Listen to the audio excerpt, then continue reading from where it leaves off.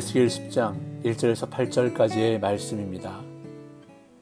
이에 내가 보니 그룹들 머리 위 공창에 남보석 같은 것이 나타나는데 그들 위에 보좌의 형상이 있는 것 같더라. 하나님이 가는 배의 옷을 입은 사람에게 말씀하여 이르시되 너는 구름 밑에 있는 바퀴 사이로 들어가 그 속에서 숯불을 두 손에 가득히 움켜가지고 성읍 위에 흩으라 하시매 그가 내 목전에서 들어가더라. 그 사람이 들어갈 때에 그룹들은 성전 오른쪽에 서 있고 구름은 안뜰에 가득하며 여호와의 영광이 그룹에서 올라와 성전 문지방에 이르니 구름이 성전에 가득하며 여호와의 영화로운 광채가 뜰에 가득하였고 그룹들의 날개 소리는 바깥뜰까지 들리는데 전능하신 하나님이 말씀하시는 음성 같더라. 하나님이 가는 배의 옷을 입은 자에게 명령하시기를 바퀴 사이 곧 그룹들 사이에서 불을 가져가라 하셨으므로 그가 들어가 바퀴 옆에 섬에 그 그룹이 그룹들 사이에서 손을 내밀어 그 그룹들 사이에 있는 불을 집어 가는 배의 옷을 입은 자의 손에 주매 그가 받아 가지고 나가는데 그룹들의 날개 밑에 사람의 손 같은 것이 나타나더라. 아멘.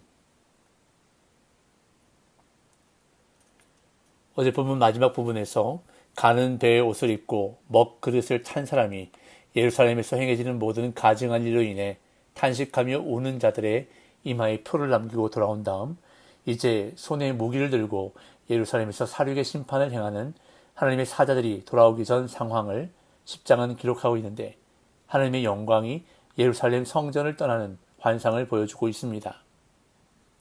8장이 하나님께서 예루살렘을 심판하실 수밖에 없는 원인을 서술하고 9장은 심판이 어떻게 실행되는지를 보여주었다면 10장은 하나님이 성전을 떠나심으로 심판이 가능한 상황을 만들고 있습니다.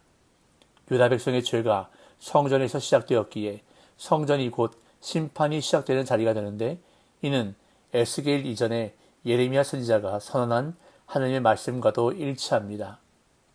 그는 이스라엘 땅에 가득한 유다 백성의 죄가 선지자와 제사장의 사악함에서 비롯되었으며 그들의 악이 성전에서도 발견되었기에 하나님이 그들을 벌하는 해에 재앙을 내리실 것이라고 예레미야 23장에서 전했습니다. 또한 예루살렘 선지자들로부터 시작된 사악이 온 땅에 퍼진 것을 지적했는데 이 하나님은 그분의 자리, 즉 언약궤 위 그룹들 사이를 떠나시며 심판을 시작하십니다. 오늘 본문은 에스겔이 그룹들 머리 위에 있는 보좌의 형상을 보는 것으로 시작하고 있는데요. 1절입니다. 이에 내가 보니 그룹들 머리 위 공창에 남보석 같은 것이 나타나는데 그들 위에 보좌의 형상이 있는 것 같더라. 에스겔은 처음 그발 강가에서 보았던 남보석과 같은 하나님의 보좌가 그룹들의 머리 위 공창에 나타나는 환상을 보았는데 1장 26절에 의하면 그 보좌의 형상 위에 사람의 모양 같은 형상이 있었습니다. 그리고 1장 5절에서 생물의 형상으로 등장했던 것의 정체가 여기에서 명확하게 그룹으로 밝혀지는데 성전에 대한 의미 강조를 위해 보좌가 강조되고 있습니다. 이 하나님은 가는 배의 옷을 입은 사람에게 바퀴 사이로 들어가 그 속에서 숯불을 두 손에 가득히 움켜가지고 성읍 위에 흩으라고 명령하십니다. 2절 하나님이 가는 배의 옷을 입은 사람에게 말씀하여 이르시되 너는 구름 밑에 있는 바퀴 사이로 들어가 그 속에서 숯불을 두 손에 가득히 움켜가지고 성읍 위에 흩으라 하시매 그가 내 목전에서 들어가더라. 하나님이 가는 배의 옷을 입은 사람에게 구름 및 바퀴 사이에 있는 숯불을 가져다가 예루살렘 성읍 위에 흩으라고 명하시는데 이 숯불은 1장 13절에서 에스겔이 생물들의 모양을 서술하면서 언급한 타는 숯불과 횃불 모양을 가리키는 것으로 보입니다. 이 명령의 의미에 대한 설명은 없지만 예루살렘에 대한 심판을 의미하는 것으로 보이는데 숯불을 흩는 것을 제단에 피를 뿌리는 의식과 연결해서 정결케 하는 행위로 해석하기도 하지만 여기서는 여호와의 영광이 떠나는 것과 연계해서 심판으로 해석하는 것이 적절해 보입니다. 이에 가는 배의 옷을 입은 사람이 하나님의 명령을 수행하는 것을 에스겔은 목격하는데 그 사람이 성전의 바퀴 사이로 들어갈 때에 그룹들이 성전 오른쪽에 서 있고 구름은 안뜰에 가득했습니다. 3절 그 사람이 들어갈 때에 그룹들은 성전 오른쪽에 서 있고 구름은 안뜰에 가득하며 에스겔은 가는 배의 옷을 입은 사람이 그룹들 사이로 들어갈 때 그룹들의 위치와 안뜰의 장면을 묘사합니다. 여기서 말하는 성전 오른쪽은 남쪽을 가리키는데 이는 질투의 우상이 있는 북쪽의 반대편입니다.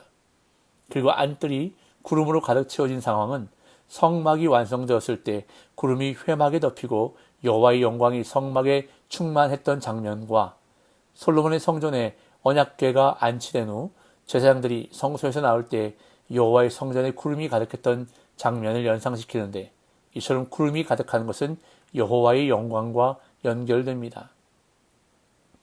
이어 여호와의 영광이 그룹 위에서 올라 성전 문지방에 이르렀고 그룹들의 날개 소리는 전능하신 하나님의 음성 같았다고 에스겔은 기록합니다. 4절 5절 여호와의 영광이 그룹에서 올라와 성전 문지방에 이르니 구름이 성전에 가득하며 여호와의 영화로운 광채가 뜰에 가득하였고 그룹들의 날개 소리는 바깥 뜰까지 들리는데 전능하신 하나님이 말씀하시는 음성 같더라. 여호와의 영광이 지성소의 언약궤 위 그룹을 떠나 성전 문지방으로 이동하는데 성전을 떠날 준비를 하는 것처럼 보입니다. 여호와의 임재 때문에 성전에 구름이 가득하고 여호와의 영화로운 광채가 뜰에 가득하였는데 이 뜰은 성전 안뜰을 가리키는 것으로 보입니다. 이렇게 이동을 시작한 여호와의 영광이 어디를 향하는지는 11장 후반부에 가서 확인할 수 있습니다. 한편 4절에 언급된 움직임은 시각적인 반면 5절의 묘사는 청각적인데 에스겔은 들려오는 소리에 귀를 기울입니다. 바깥 뜰까지 들리는 그룹들의 날개 소리가 전능하신 하나님이 말씀하시는 음성과 같다고 서술하면서 그 위엄과 웅장함을 묘사하고 있습니다. 이어 가는 배의 옷을 입은 사람이 하나님의 명령에 따라 숯불을 받으려고 바퀴 옆에 서자 그룹들은 그들 사이에 있는 불을 집어서 그에게 주었고 그가 그것을 받아가지고 나갔습니다. 6절에서 8절 하나님이 가는 배 옷을 입은 자에게 명령하시기를 바퀴 사이 곧 그룹들 사이에서 불을 가져가라 하셨으므로 그가 들어가 바퀴 옆에 섬에 그 그룹이 그룹들 사이에서 손을 내밀어 그 그룹들 사이에 있는 불을 집어 가는 배 옷을 입은 자의 손에 주매 그가 받아가지고 나가는데 그룹들의 날개 밑에 사람의 손 같은 것이 나타나더라. 가는 배 옷을 입은 자가 하나님의 명령을 수행하기 위해 그룹들 사이로 들어가 바퀴 옆에 서 있을 때 한 그룹이 손으로 그룹들 사이에 있는 불, 곧 바퀴 사이에 있는 불을 그에게 집어서 주었습니다. 이에 그는 그 불을 가지고 예루살렘으로 향했는데 이는 예루살렘에 대한 심판이 본격적으로 시작됨을 의미합니다. 즉 예루살렘에서 특히 성전에서 유다 백성이 범한 죄에 대한 심판이 그의 명령에 따라 집행되기 시작하는 것입니다.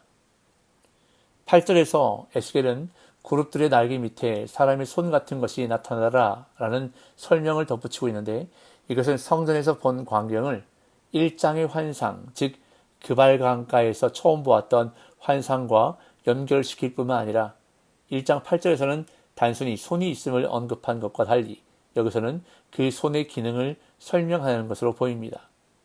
그런 다음 이어지는 내일 본문에서 에스겔은 1장의 환상에서 네 생물의 이동성을 강조한 것처럼 다시 여호와의 영광의 이동성을 강조하는 것을 볼 수 있습니다. 오늘 본문에서 하나님의 명령을 듣고 가는 배의 옷을 입은 자가 그룹들 사이에서 숯불을 가져다가 예루살렘 온 성읍 위에 뿌렸습니다. 여기서 숯불은 하나님의 심판을 상징하며 더러운 죄를 태워 소멸하는 역할을 하는데 예루살렘 성전이 우상 숭배로 더러워지자 하나님의 공의로운 분노가 숯불 재앙을 통해 드러났던 것입니다. 이처럼 죄로 더럽혀진 곳은 어떤 곳이든 하나님의 엄중하고도 무서운 심판을 피할 수 없음을 보여주고 있습니다. 그렇다면 오늘 나의 삶 가운데 소멸되고 태워져야 할 것은 무엇입니까?